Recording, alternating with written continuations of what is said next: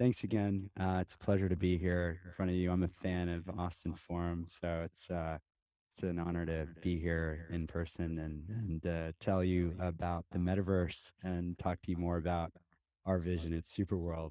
So without much further ado, I will go ahead and start. So SuperWorld, how I learned to stop worrying and love the metaverse. So there's this idea that the physical world that we live in, including the earth and the rest of the physical universe, is actually part of a computer simulation. Oxford philosopher Nick Bostrom postulated that there's three scenarios. One scenario in which humans go extinct before we're able to create simulations. The second scenario, which is humans are able to create simulations, but decide not to. Or the third scenario, where advanced civilizations have the ability to create simulations and that they would actually create many, many simulations. And so there's actually more simulations than there are not. So it's a very interesting hypothesis. And there's a great video here that I'm going to play that with Elon Musk talking about this. How do I play them? Yeah. Okay.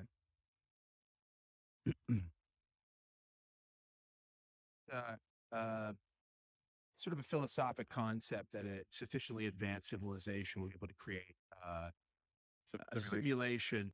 Yeah, maybe you've answered this before. A simulation. I've had so many simulation discussions; it's crazy. Okay, so because in fact, it got to the point where basically every conversation was the AI/simulation conversation. And my brother and I finally agreed that we would ban such conversations if we're ever in a hot tub. Okay. That was like, because that really feels bad. So the idea is right. Any sufficiently advanced civilization could create a simulation that's like our existence, and so the theory follows that maybe we're in the simulation. Have you thought about this? And a lot. Are we? Even in a hot tub? No. So much so that it had to be banned from a hot tub. Okay. It's not the sexiest conversation. Are we in? I think his, and remember, like the strongest argument for us being in a simulation, probably being in a simulation, I think is the following. That 40 years ago, we had Pong, like two rectangles and a dot. That was what games were. Now, 40 years later, we have photorealistic 3D simulations with millions of people playing simultaneously, and it's getting better every year. And soon we'll have virtual reality, augmented reality. If you assume any rate of improvement at all, then the game will become indistinguishable from reality. So Elon isn't Nostradamus. However, he's also not wrong. There is a potential chance that over the last few years and over the next 10 to 20 years, these simulations are going to become more and more real. We're already on Zoom calls all the time. You know that the last few years, you've now probably have back-to-back Zoom calls all day. Streaming entertainment has exploded. We're on Netflix, Hulu, you name it, Disney Plus, Concerts have even started going virtual. A lot of people now go to concerts virtually instead of in real life. I mean, we're seeing it even in the Austin Forum, a lot of people online. And this isn't just the media pushing a narrative. Last year, the concept really shot into the global spotlight when Facebook renamed themselves Meta, kicking off a gold rush of companies getting into this space. And following Meta's footsteps, we've seen Google, Apple, Microsoft, Niantic, Magic Leap, and many others working on this. Actually, 1 week last November, there was $106 million spent in 1 week on virtual real estate. And this isn't a sudden shift. we've been heading in this direction for a while. So as we look at the world, what we've realized is that we can rapidly change the way we interact. So back in 2012, 2013, the smartphone really became the, the framework, the form factor that we started accessing information. 2016 showed us that augmented reality in real world locations could be very compelling. Pokemon Go came out. A lot of people don't know, but that was the fastest company in history to hit $1 billion in history in revenue. 2017, blockchain and NFTs really came onto the scene with a popular game called Crypto Kitties that maybe many people in the room have never heard of, but it almost slowed down and stopped Ethereum for a while. In 2020, there was a crypto mass adoption. More and more people started getting into crypto. 2021 was an NFT mania. So a lot of people in the world understood the word NFTs, and we'll talk about that today. And then in 2024, what we're going to see is that there's going to be billions of people accessing augmented reality on their mobile phones worldwide. And so all of this has also been very extremely profitable. We've seen, due to COVID, large increases in revenue, time spent in virtual environments. $66 billion of revenue are earned by people in virtual environments every year. And inadvertently or not, we're laying the foundation for a great simulation. And despite what we're seeing in pop culture, that we've all need to, soon kneel in front of this malevolent AI, this isn't the terrifying, Ready Player One, Terminator type of situation. These trends and the direction that we're heading are actually a good thing for the world and humans.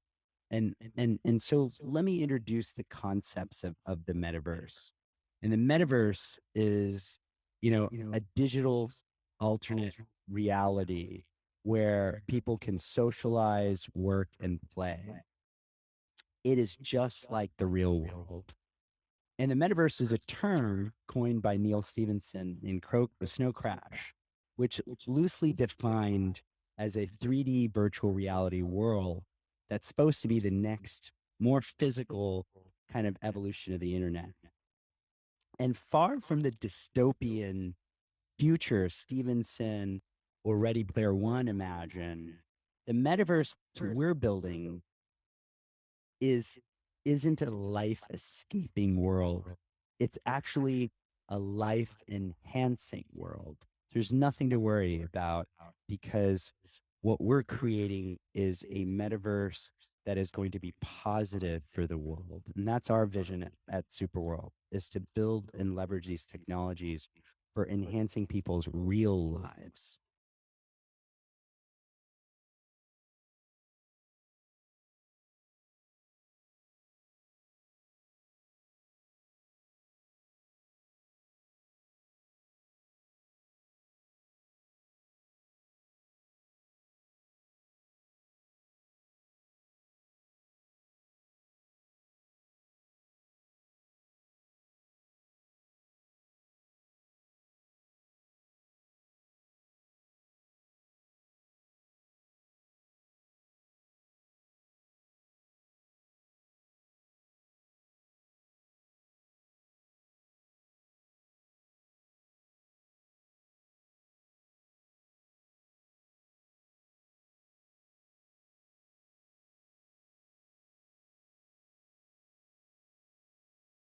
Technologies that weren't available before to create something that can help us all enhance and improve our lives. That's the goal. And that's exactly the reason we're here. And it is this desire to create a better, non-dystopian world that got me involved in this space. So that was my driver, was to how do we leverage these technologies to actually improve our lives and not suck people into a virtual world, but to use these technologies in our real lives. That's my motivation.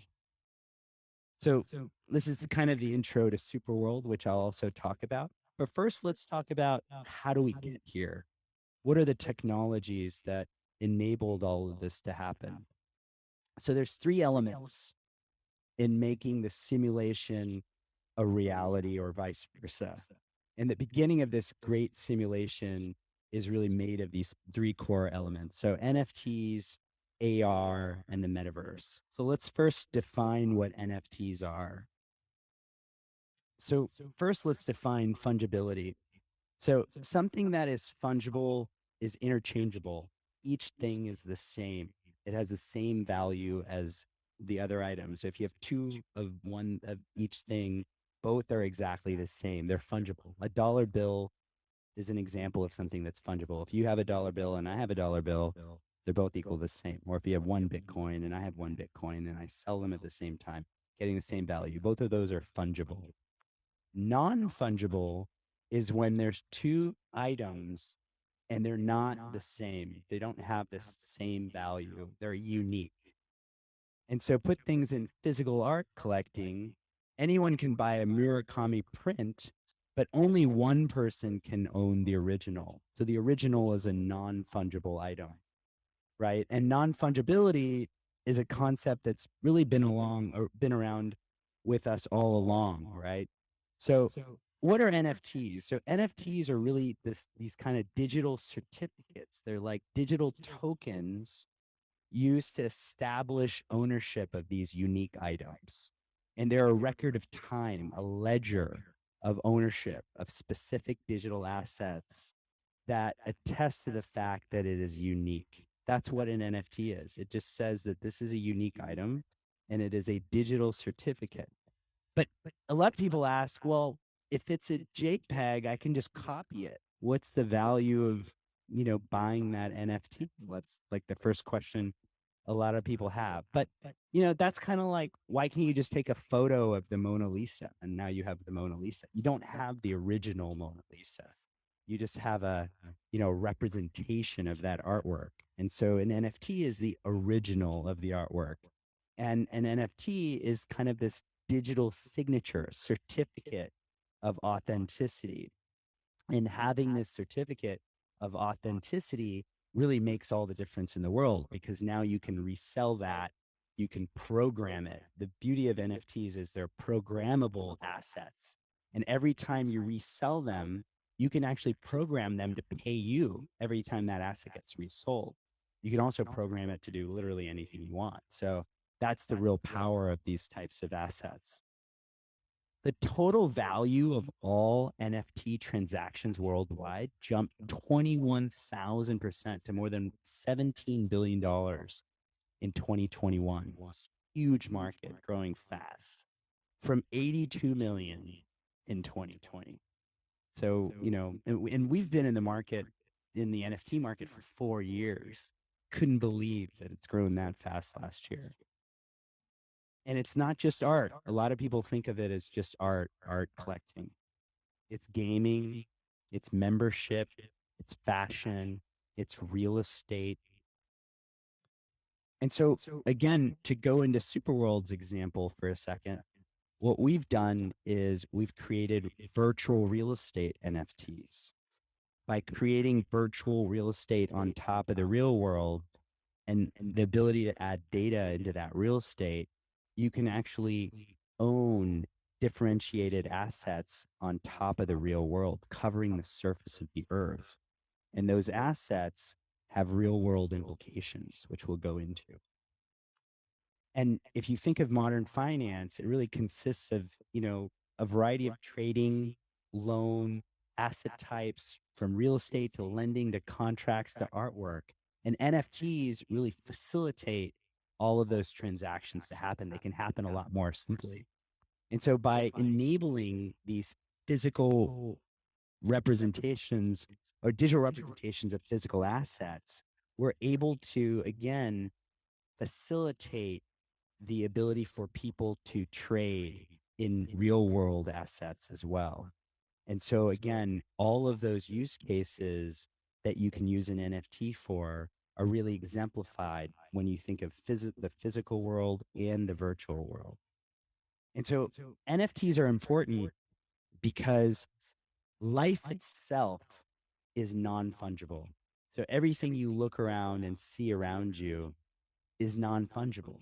So if you could create an NFT for every item in the world, which is what's going to happen, then you can trade those items just by trading the NFTs, right? And you can add metadata to those NFTs, and you could, again, do so in a trustless fashion in terms of those transactions. And so NFTs have a variety of use cases, and tokenizing the physical world is where we're going. And so if we're going to build the metaverse and have it accurately mimic the real world, we need a bridge from the real to the virtual. And NFTs are that bridge. And so again, NFTs aren't going away. This is just the beginning. A lot of people are like, are NFTs like some kind of fad or something? But no, these are foundational technologies that are going to be used more and more, and they're going to be utilized in our daily lives. So let's go to the next one. So augmented reality. So AR, to define it, is an interactive experience in a real world environment where the objects reside in the real world are enhanced by computer generated perceptual information. So what that means is AR is the ability to put digital information in real world environments. So you can walk around and see things around you and learn about the world around you by adding digital information, objects, interactivity, literally anything. And so Pokemon Go is a really great analogy that I use to explain what AR is, where people are running around looking for these digital Pokemons, right? And this digital information, really kind of blends into a person's perception of the real world. And it's not as simple of a display of data, but through the integration of these immersive sensations as well.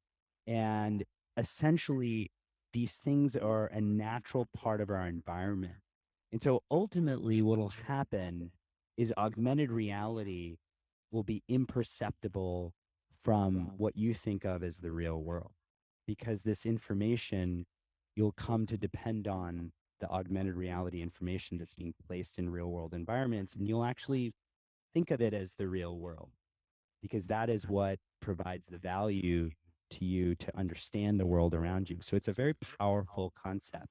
And so there's, three basic features of AR. So, combination of real and virtual environments, real-time interaction, and an accurate 3D registration of virtual and real objects. These are kind of three kind of major use cases. And the technology is still in its infancy. And it's been around for a while, but it's getting better, but it's still very clunky. And so it's gonna move fast over the next few years. And we all know glasses are coming. If you've seen the news, there's billions of dollars going into glasses. But this is gonna go into the different types of AR that are possible. So superimposition-based AR, just showing some different videos. So this is how you can see an object and visualize it in AR. Projection-based AR.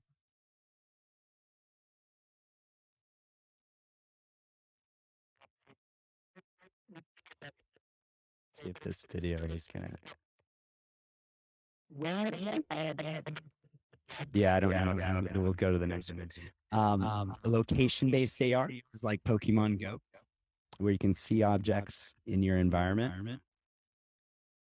Recognition-based AR, Hey, or you can see everyone to know things by scanning an image. Augmented Reality app. Built on Apple's new AR kit, you can You've seen this with IKEA, or trying on furniture, or trying out furniture. Outlining, where you can, again, you can scan a space and it'll recognize that space and allow you to measure things. You guys have probably used some of this stuff at home. So let's go into, let's go into SuperWorld. We're going to show you a little bit about what we can do. What we do in ER is place 3D objects in real world locations. And these objects can be in the form of NFTs. So you can find them in real world locations, place them, discover and monetize anything anywhere. This is an example of some of the things that we're doing. And as AR becomes more accessible, it's going to be a lot more ubiquitous. So there's currently, three main ways to access AR: mobile devices, web AR, and AR glasses. And so the beauty of AR is that you don't need a headset. You can, again, access it pretty easily just on your mobile phone. You can do it on the web. Glasses are coming. And so in the next few years, you're going to see all the major players release glasses. And they're really looking for this next form factor. And that's going to come with AR glasses. So it's going to be a huge revolution when glasses are released. And with this technology at our disposal, we can currently only interact with parts of the metaverse. However, soon it'll all be pieced together. And again, it will parallel the real world. So all of this technology and all of these changes are happening right now. And you're probably seeing some of this, when you're on Facebook or seeing some feeds.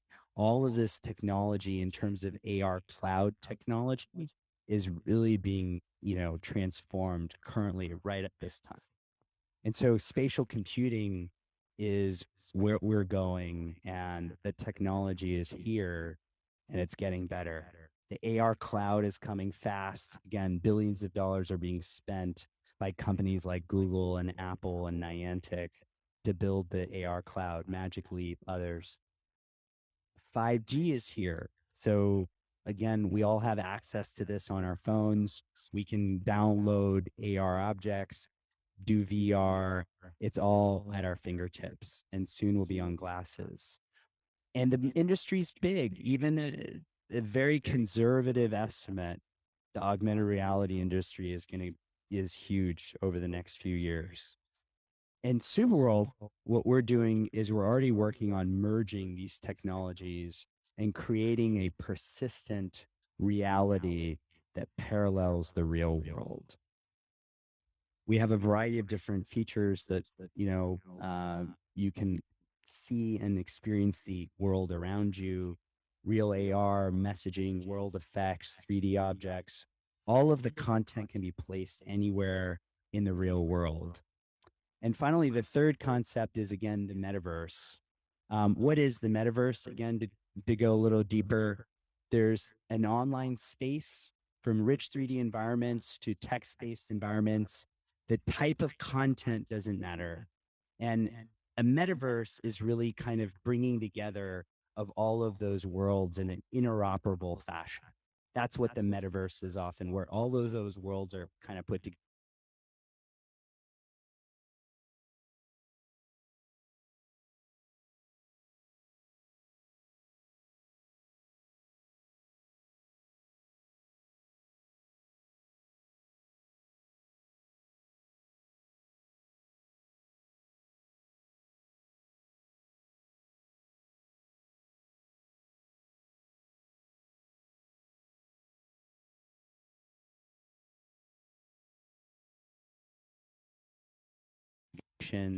Links with economic activities. You can earn money, and you can take that money out of the metaverse and, again, in the fiat currency.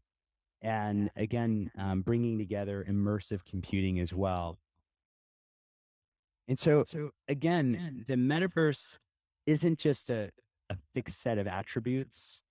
It is really kind of this next level of how we're going to interact in our real lives and our virtual lives. And it brings all of that together.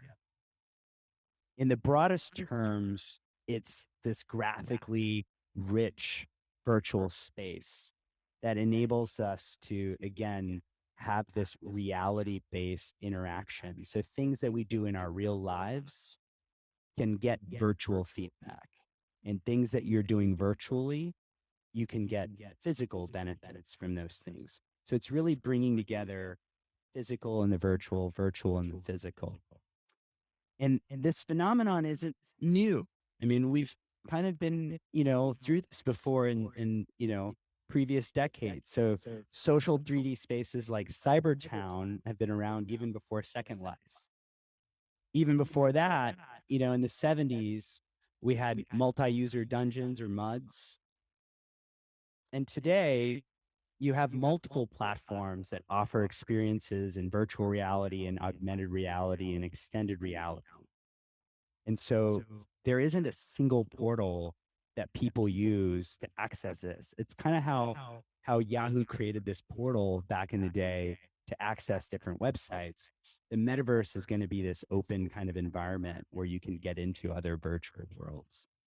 And the biggest differentiator in those experiences and platforms in the old school metaverses is the concept of presence, a sense that you're physically engaging with places and people instead of watching them through a window. Presence is a term that I think we should all learn. It is when you are in a virtual environment and it is indistinguishable from real life. And so presence is where we are going as this technology advances, where you could be in a total virtual simulation and it feels exactly real. And the ultimate goal is to bring humanity to virtual interactions. So in both Roblox and Fortnite, your avatar, your presence, your customization choices, your social connections are almost more important than the game itself. Roblox, for all of you who don't know, is an incredible free-form environment, almost like Second Life. And Fortnite is also a similar platform, which is also huge. Fortnite had a concert in 2020, the Travis Scott concert, that drew over 27 million people to watch a concert. And so it just shows you the potential this early. 27 million people went into a concert in Fortnite. And it's just the beginning. And these events represent the closest we've come to a true metaverse experience. And those are centralized platforms. So Fortnite and Roblox, these are centralized. But what we're building in the next level of the open metaverse is, as I said, decentralized. We'll talk more about that. But here's some more decentralized worlds that are out there. Axi Infinity is a very famous virtual world. And this world became famous because many people in the Philippines actually started playing Axie Infinity, and they would earn more money playing Axie Infinity than they would at their jobs. And so this is what really kicked off what's called play to earn movement. And so you can actually earn money playing video games.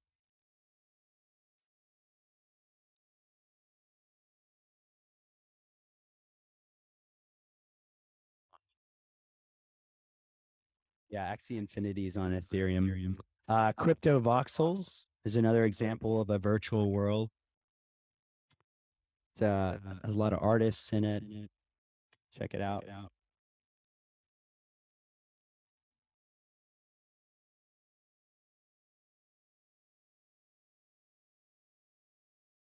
They have a lot of events, concerts, fashion shows.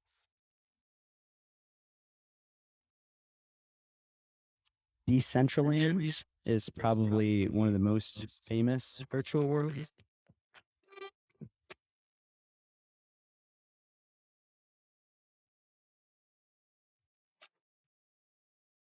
I think JP Morgan recently opened up an office in Decentraland. And the Sandbox is also one of the most famous virtual worlds out there. Snoop Dogg has a house in the Sandbox, and you probably heard about that, but they have a lot of brands in the Sandbox as well.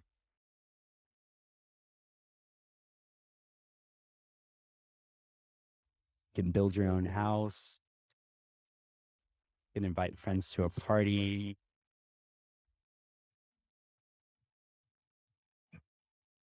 You can buy and sell NFTs.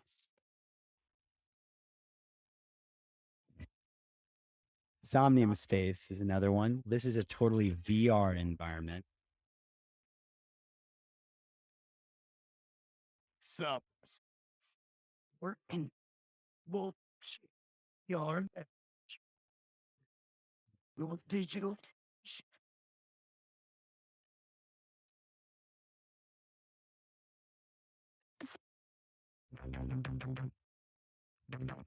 They have the integration with Tesla's suit, which is a haptic suit. Actually, I've tried it on in Belarus. It's where the company's based. But it's a haptic suit, and these guys are in total VR. Now, the thing to keep in mind, and this is the thing that a lot of people actually have this little bit of a disconnect with, is these are all totally virtual worlds, right? They exist on their own, and there's not a real connection to the real world, right? So the Sandbox, Decentraland, Somnium Space, Axi Infinity, these are all totally virtual. And, for us at SuperWorld, what we wanted to do is create a virtual world that's actually in the real world. So how could we leverage these technologies to actually have an impact, a positive impact on the real world and your real life? And so SuperWorld is a social platform that allows anyone to create, discover, and monetize anything, anywhere, and to actually own the world around you. There's an infinite number of filters on the world. And our mission is to actually enhance people's real lives. And then collectively, how can we leverage these technologies to build a better world? Can we build positivity in the world? Can we educate people? Can we enable people to collectively get together to create change, positive change in the world? And so this was the difference in what we're creating at SuperWorld. It's a real world on top of the real world. It's a virtual world top of the real world. And we have a variety of different aspects of that. It's an expansive creator platform and marketplace. We allow people to, again, view content anywhere in the world. There's an infinite number of filters on the world. So you have a world, I have a world, brands have worlds. And then we've divided the surface of the earth into 64.8 billion properties. Each property covers a city block of land. You can buy this place. You could buy where your house sits. You can buy downtown Manhattan. And when you buy a plot of virtual land in SuperWorld, you become a stakeholder in that location. You're able to benefit from the economics that happen in that location, and you're able to create value in that location. And so, again, it's a virtual world on top of the real world where you're actually able to own it and be a part of it and create and discover and monetize anything, anywhere in the world. We have an NFT marketplace. You could create digital assets and put them anywhere in the world. So you can create assets that can earn revenue and, again, activate things for your business, etc., anywhere in the world. You can host real world events. You can place AR content. You can display NFTs. We've done this just to show off some of the things we've done at the Flint Water Festival. We did a presentation of artwork digitally in augmented reality on the Flint River to show off artists' work and to raise money to help clean up the water in Flint, Michigan. In the Amazon jungle, we brought together two tribes to create digital art in the Amazon that could be viewed from anywhere in the world to show people what's happening in the Amazon jungle. And they could learn about reforestation and all the issues that are happening in the Amazon. We had an artist create a temple, a 3D temple, and put the temple in the pyramids of Egypt. So you can go into the pyramids virtually or physically and see the artwork. And so literally anything is possible. Barbados, the country, is building an embassy in SuperWorld. They're building a government embassy. Yes. And so for the metaverse to become the next stage of evolution for the internet, interoperability is vital. And so the hurdles are huge. There's technical challenges, but we're getting there. There's a lot of work to be done. There's commercial challenges, there's legal challenges,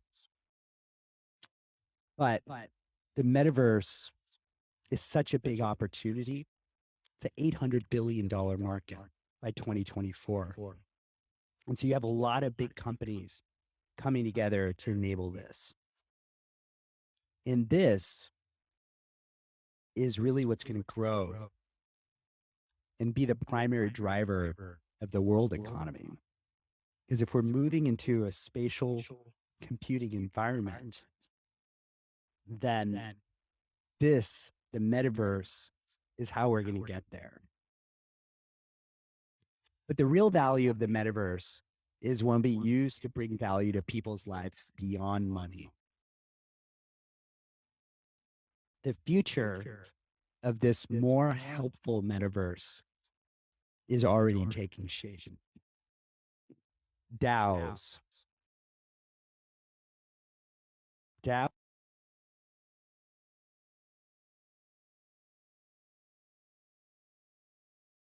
Together in a digital format and be able to activate and enact change or to mobilize for different causes. There's been DAOs set up to buy the Constitution. There's been DAOs set up to buy golf courses. There's DAOs set up literally for a variety of use cases that you can imagine. And these DAOs are going to be the future of this technology that are over the next few years.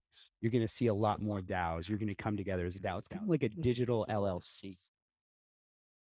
DeFi is also a technology that's going to be leveraged. Instead of relying on centralized finance, being able to utilize decentralized finance and avoid the fees and the centralized parties, and be able to access finance in a decentralized manner is really going to be the next stage of how we access banking and services and insurance. And finally, IRL utility. And so the ability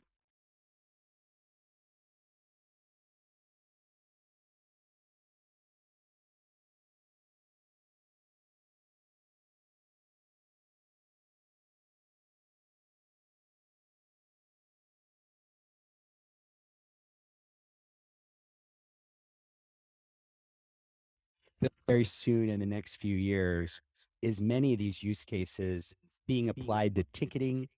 When you go and buy a ticket to a concert, you're going to have an NFT. Maybe you're not even aware that it's an NFT that you're getting, but it's an NFT. Maybe the tech is going to be abstracted away, but you're going to get the benefits of the NFT, the transferability of it, the programmability of it, and you're going to see the real world benefits of AR, VR technology, AI technology. And so far from the terrible futures imagined by pop cultural entertainment and pundits, the metaverse is a product for good and humanity's advancement and not its downfall. So that's one message I want to leave for you here, is that this is all going to be very positive once we understand that we're really using these technologies to solve problems And we're using these technologies to, again, provide real world benefits for us in our real lives. And while we may be creating the ultimate simulation, ultimately, we want to bring about a better life and better outcomes for all of us, whether or not we're real. And again, a little bit of a joke because we are real and this is the real world, real life. We're not a simulation. If you want to become a metaverse land baron, you feel free to go to SuperWorld. We'll get a free plot for you as a attendee tonight at Austin Forum. I want to thank you again for the opportunity to be here tonight. It's a pleasure, and we'll go to questions.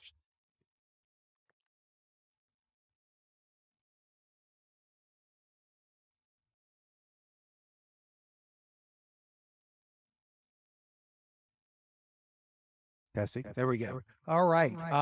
There were only a few questions in the channel tonight. It's really clear that the enticement of a South by Southwest badge drives lots more questions. But I read the questions that were in there and a few of the comments, and I'm going to try to paraphrase some of them so that we can use Hrish's remaining time to address some of the things I saw in there, some that I saw in the general channel, and some that people asked me this week. So one of the questions, and by the way, I can see your hands in the room. You're just fine. The lighting is great. So if you have one, as I'm asking questions, raise your hand and I'll note it. And if somebody online has a question, I won't be able to see that, but put it in the questions channel and Heather will let me know and we'll get to it that way. But the ones that I saw in there now, I'm going to go ahead and paraphrase. So first, there was one from Paul Tite about NFTs. And I recognize you were covering a lot of technologies tonight, NFTs, AR, more traditional metaverse. He didn't get, and I confess I didn't quite get the how you talked about NFTs being tied to the physical assets. I got where you said we can make something digitally that is unique, and while you can make copies of it, you can computationally, you can distinguish the original as the unique one. And I get why a digital ID might be an NFT. I get why a work of art, people might want to say they own the original or something. For me, the ID or other unique things, my passport and things like that are uses. But you said you can then attach it to a physical thing. If we exchange the NFT, we haven't necessarily exchanged the physical good though. So can you elaborate on that a little bit more, how the NFT connection to physical things makes sense and some examples of that? Yeah, sure. So again, the NFT is serving as a digital certificate, right? And so we clearly understand on the virtual side of it why that makes sense. You have a piece of virtual art, digital, file that can be represented by a digital NFT. And to be clear, Yeah. one of the advantages of digital is you could have an infinite number of similar copies, unlike the physical world. Yeah. But for people who value the uniqueness, you now have a way in the digital world to make something unique, not just a 100% copy of something, right? Exactly right. Yeah. So we get that on the digital side because of the, what Jay just said, because you can make a copy of something digitally, utilization of NFT technology on the digital side makes a ton of sense. However, the benefit of utilizing NFTs on the physical side is, again, you can take all those attributes of that physical object and utilizing the technology, you can make it easier to facilitate transactions utilizing NFTs. And those NFTs represent the physical item, the metadata, the information from the physical item is stored on the NFT. So I'll give you an example. So if you want to buy a house, right, there's a huge process to, again, as we all know, go to close on a house. But if you could do that with an NFT and you could just trade the NFT, the ability to, again, transact on a house can be pretty seamless because you're again utilizing the public ledger. So you're getting a lot of transparency here. You're able to trade in a trustless environment, peer to peer, directly, without a third party, right? And that's partly the reason you have a lot of the transaction costs, is you have a third party that has to hold your money and to verify that the two parties are, able to do the transaction. But the NFT and Web3 blockchain technology enable that transaction to happen, very seamlessly. And so again, a house is a great example of this. And again, virtual real estate, which a lot of people have, some trouble getting their heads around. Like why virtual real estate? Well, real estate virtually, again, is connected to all of these physical things in the real world. And so again, NFTs could apply to physical art as an example. It could apply to a membership. I'll give you another example. So we did an NFT sale for a club, a luxury club in New York and Miami, and they innovated on their business model. So instead of selling their memberships as they usually do, they sold their memberships as an NFT. And so the buyer of the NFT, in this case, got a lifetime membership to their club. But after a few years, the owner of the NFT can resell it. And now the club is going to get paid every time that NFT resells. And ostensibly, it's going to be sold at a higher cost because the price of the membership probably is going to go up over a few years. And the owner of the NFT can use the club for a few years and then potentially get his money back, right? And more.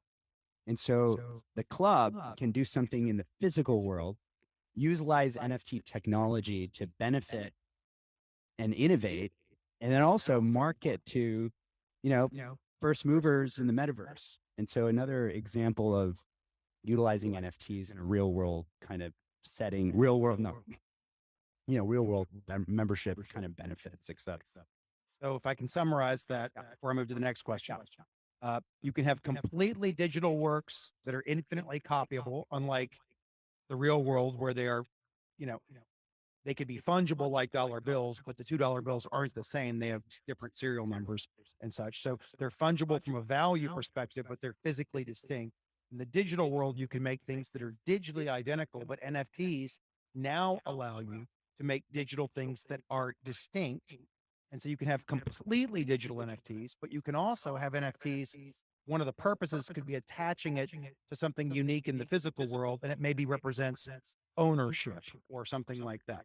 Yeah, and it can be an object, or it could be a programmable NFT that gives you access to something, right? It could be anything you can think of. Okay. Next question I got for you. You mentioned NFTs, AR, metaverse, getting the metaverse.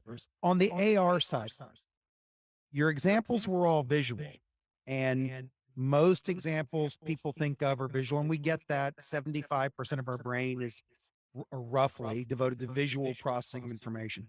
But there's lots of other information, including audio. Does it still count if you have audio AR? If you're wearing your AirPods and you're going around and it's based on where you are, your known interests, other things about you, it's telling you, just like for me, it might be, there's a whiskey deal at this bar that you're walking up. For someone else, it might be, oh, there's an art show here by your favorite artist or something.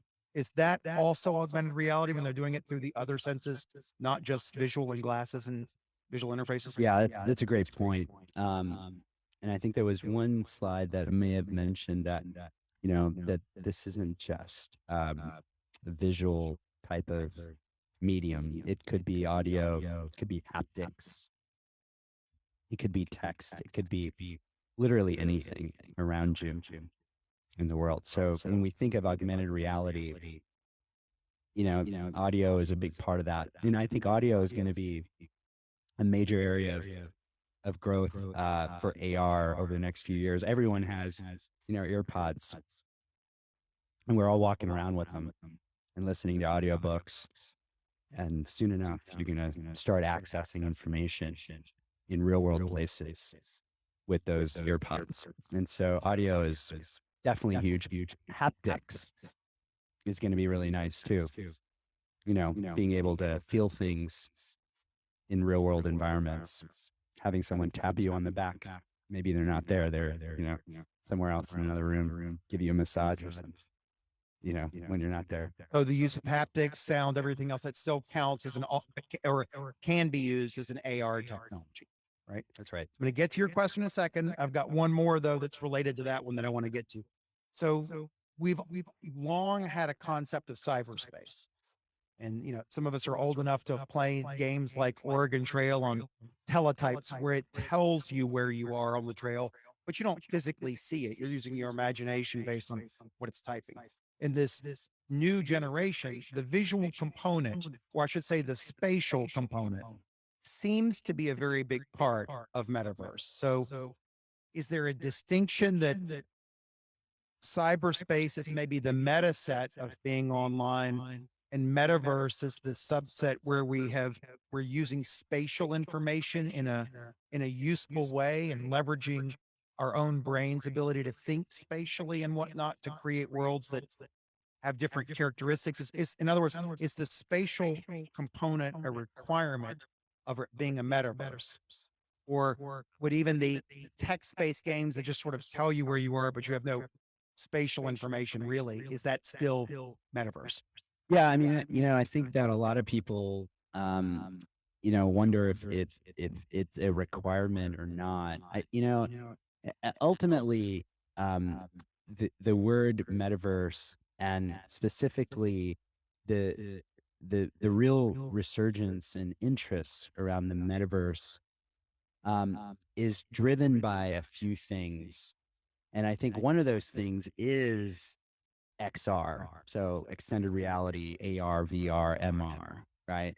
And that technology is improving at a rapid pace right now. And so, the metaverse isn't about that necessarily, but the reason it's oftentimes thought about as a spatial environment is not only because Neal Stephenson coined the term, and, Snow Crash was a spatial environment, but just because as well, the technology right now in AR and VR and MR is really, again, transforming our ability to visualize and to, again, understand the world around us. I would say Web3 is also oftentimes thought as, and that's blockchain technologies.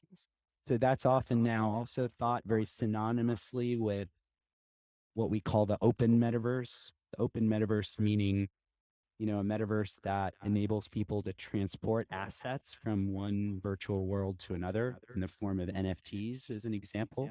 And so, is Web3 a requirement for the metaverse? Some people say yes. Others say you can have a centralized, metaverse as well. I think Facebook would tell you that. So again, a lot of these, technologies really come together to create the metaverse, but I don't think every one of them is a requirement of labeling it a metaverse. So a hand raised over here.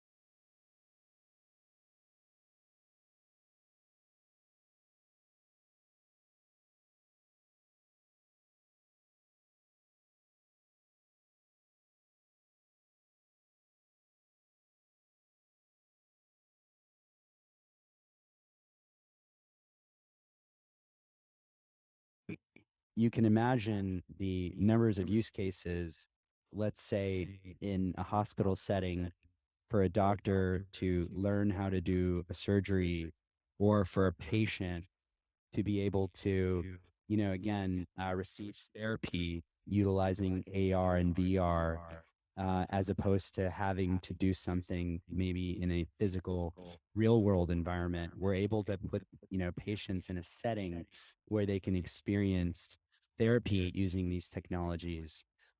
Whether you're talking about, more social causes, as an example, in SuperWorld, we did a partnership with the World Bank in the Caribbean, where we had countries actually selling NFTs to raise money for hurricane disaster relief in the Caribbean. And so the World Bank was partnered with us. And that actually was what led to Barbados deciding to build an embassy in SuperWorld. And so you can use NFTs and Web3 to, again, enable people that support a cause. In this case, disaster relief or hurricane disaster relief, to be able to become stakeholders in that cause and be able to use these assets, Web3 NFTs, to be able to, again, make an impact as they normally would, but then also be able to, again, have this kind of programmable benefit engagement with the organization, and then the organization itself to have this kind of, again, very direct relationship in a trustless fashion with all of their contributors and supporters. And so blockchain, you can imagine the use cases there for an organization, a government, a not-for-profit, to have the same transactional kind of benefits you see in selling artwork, right? Applied to raising money for a charity or a social cause. Again, what we did in the Amazon jungle in terms of education.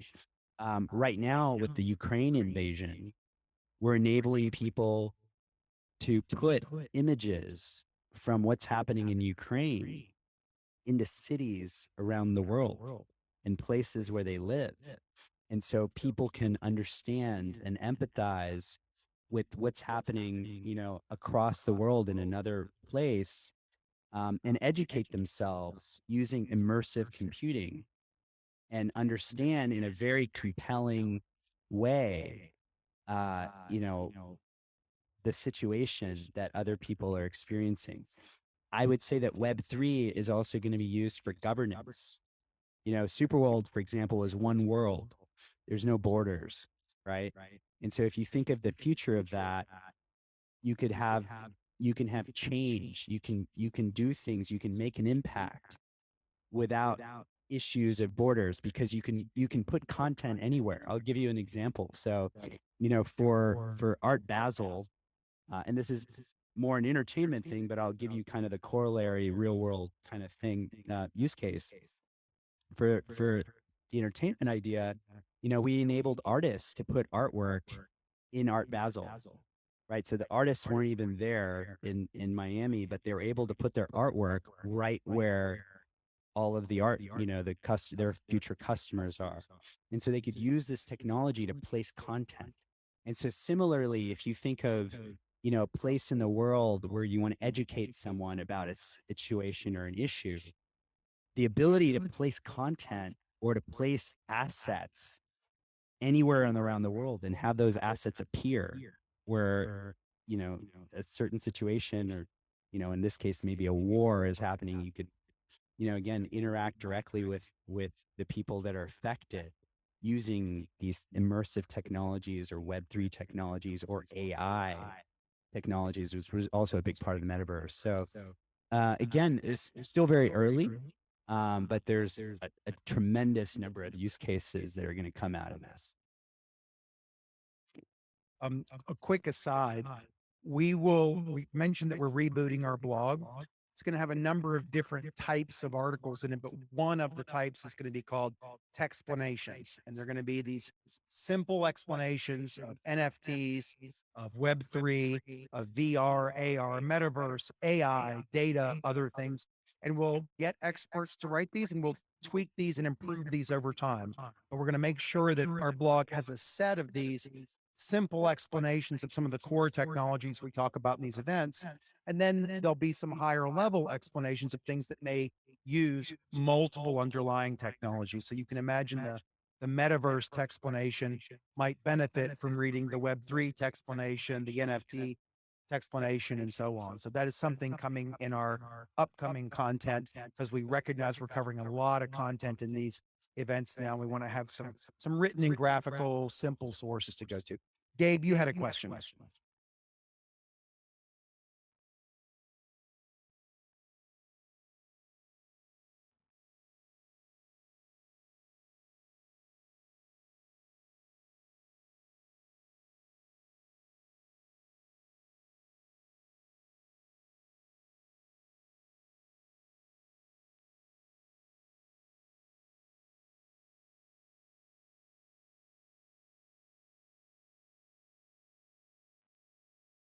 So let's get the question out there first. So the question, Gabe said, if we can paraphrase it, is he said he saw a lot of examples there of buying and selling, but how do you deal with issues like theft?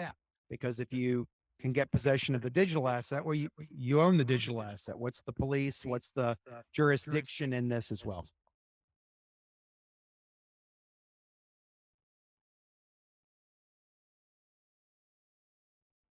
Yeah, the NFTs that are utilized, whether it's in SuperWorld for virtual real estate or NFTs that are utilized for artwork or all the other use cases that we talked about.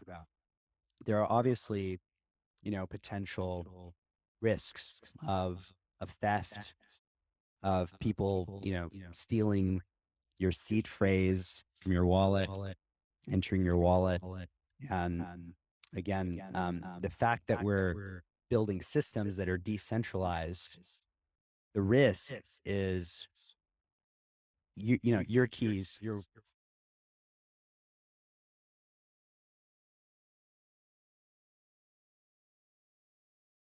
yeah, I mean, I think you bring up a great point, which is, the beauty of this decentralized technology is you have ownership of not only the assets, but your wallet that, in a very decentralized fashion, you hold that. And so, if you lose your seed phrase, or if it gets compromised somehow, it is a risk. Yeah. And so, there are solutions that are coming online that, again, the point of those solutions is to benefit from the decentralized aspects of ownership, but also, again, enable you to have some level of control, or, a way of kind of getting access to these things. I mean, Dapper Labs, which is a company in the space, has what they call the flow blockchain, and it's moving towards decentralization. But there are ways to, again, in that situation, since it's not completely decentralized, be able to reverse transactions and do things like that. So, again, if you're talking about Ethereum, which is a totally decentralized currency, and or you're using a decentralized wallet to get an Ethereum NFT, then yeah, you're definitely again, responsible for whatever happens, and that has benefits too. But I think there's a lot of education, back to your point, that's got to come into play, so people understand, exactly how to really, secure this and make it theft proof. Otherwise, yeah, I mean, there is a risk of some of these things happening. That is a great question, and that's one we should definitely tackle over the coming months, because that's also, Gabe, one of my concerns. In a fully decentralized place, there is no central justice system. There's no central police force, et cetera. So is it fully decentralized justice, or do we hope that, since the laws of physics don't apply in a metaverse, or don't have to, you could code them in, or you could choose not to code them in, can we get to a point at which these kinds of thefts just aren't possible?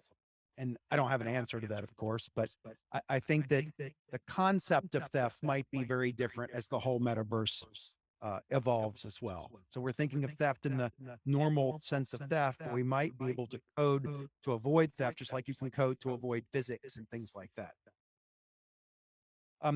One more question, and then I'm going to ask the closing question that Hrish hinted to about the awesome forum in the metaverse. So you have the last question.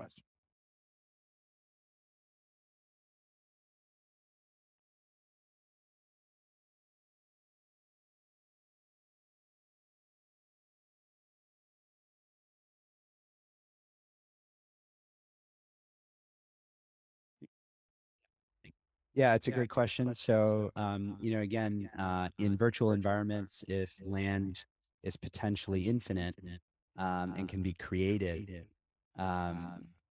without restriction, what's the point of buying virtual real estate versus in the real world where there's finite amount of land, right? So, in a totally virtual world, where you're talking about a virtual environment, virtual activities, totally completely virtual, for the most part, yes, that is true, because you could create more of any of those things. I think a lot of those worlds that are totally virtual have some finite set of amount of land that they've set up. And so, in other words, they've artificially created a limit to the amount of land available in those worlds. And so they've used the technology to set a limit, right?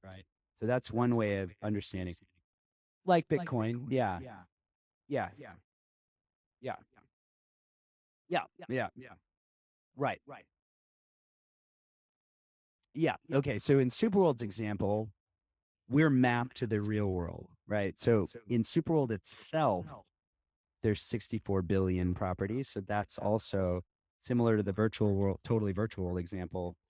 In SuperWorld's case, it's actually mapped to the real world. But to your point, what if someone wants, create another SuperWorld or another platform mapped on top of the real world?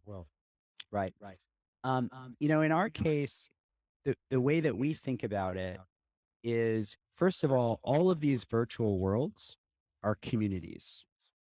So people come together and they come together into a kind of a community environment. So if you think of, a company like Airbnb as an example, there's a really great example of a company that came on board to compete against Airbnb. There's a company called Wimdu. There's a great story about this, and The Cold Start Problem was a book by Andrew Chen. And Airbnb had a very strong kind of culture, kind of community component to how that company got built in a very organic way. And so what you're going to find in these metaverses or metaverse virtual world companies is that all of these worlds are communities of people, right? And so you could create a technology and say, hey, I'm going to create this other thing, and it's going to mimic, Sandbox or Decentraland or SuperWorld. But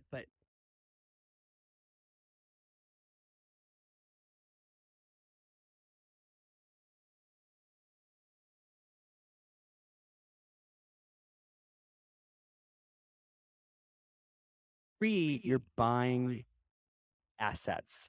You're buying NFTs. You're creating content. You're putting assets. You're creating all kinds of assets. And so it's also impacted by the fact that you're putting all this time and resources into this community.